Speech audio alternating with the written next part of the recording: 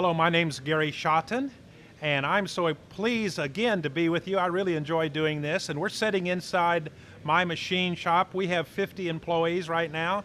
We're doing about $30,000 a day in shipments. That's probably 25 shipments go out the door, totaling $30,000 each day that we're open. And we have a commitment to have on-time delivery to our customers.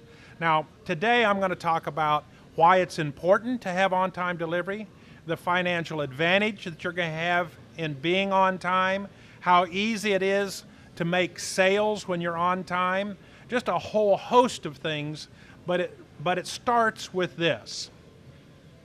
It becomes a habit. We just got to be honest with ourselves. We're creatures of habit, and society is changing so much in this area. Let me give some examples. Airlines today are graded by how many on-time arrivals and on-time departures. And we have thousands and thousands and thousands of people arriving on airports to get on airplanes and arrive in connecting flights.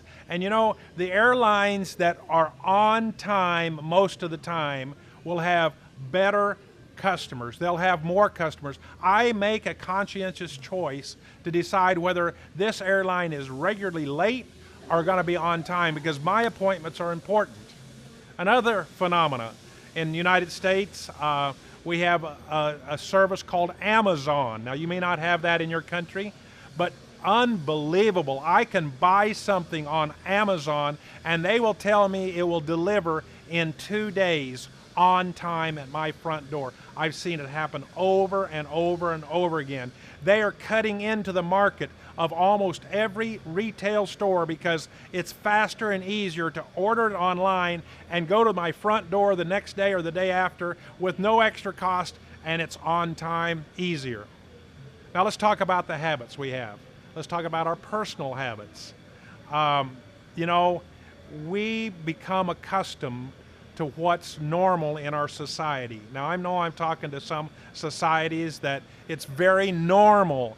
If you announce a meeting, it may get started 45 minutes after the time it was announced to start. So everybody knows that if you say we're going to start our meeting at 6 o'clock, the speaker, the leaders, they might not arrive till 10 after 6. And then the people trickle in and trickle in. Then they have some filler, something to kind of communicate, call it discussion time, and they start at 7:15. It happens over and over again, and you know it's true in some cultures. I'm telling you, if you want to be the leader in your culture, in business, you'll break that habit. You'll break that habit. Now, let's talk about a family. Now, I currently have all of my children grown, so they are faced with this. But at one point, I realized that we were late to everything. Oh, I could make an excuse. Oh, I have 3 kids. Yeah. Oh, there was a train that was across the railroad track. Oh, there was a little bit extra traffic. If I want to be on time, I must leave some added scheduled time to take account for that possible lateness. I joke with it, but I started naming our family the on-time family. I started thinking it's on time. We're going to be on time. We're going to plan ahead. Let's apply it clearly to business, okay?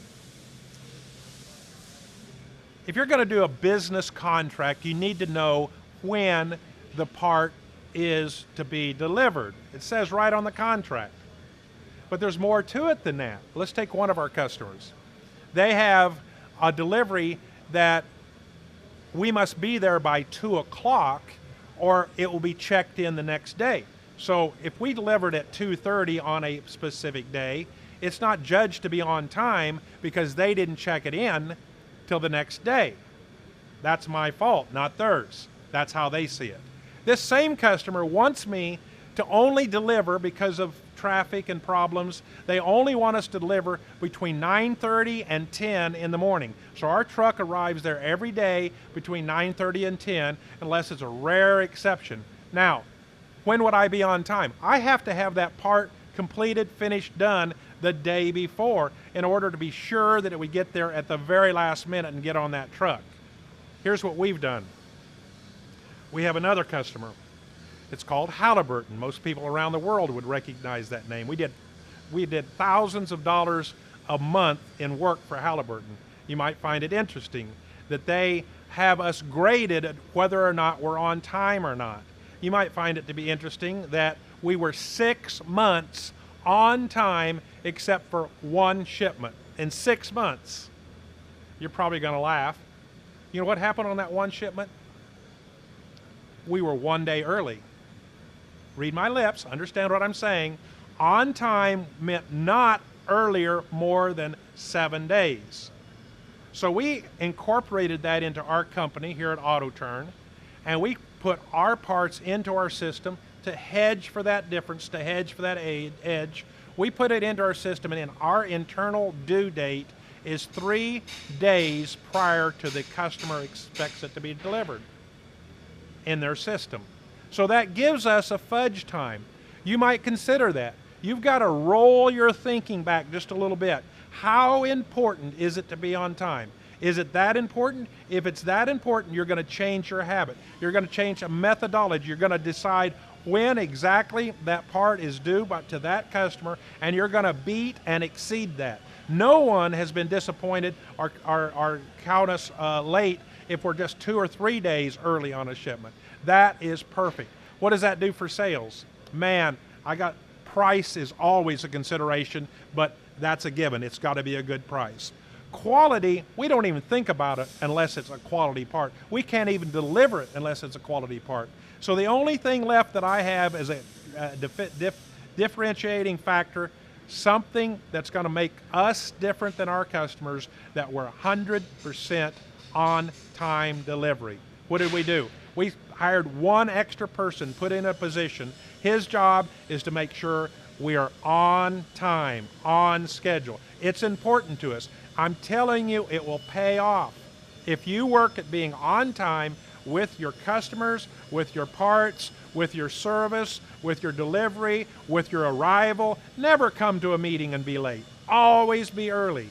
You're setting a tone for your customer. I hope this has helped. We wish you the very best in your business, and we thank you for listening. We do ask you that you would do 2 things.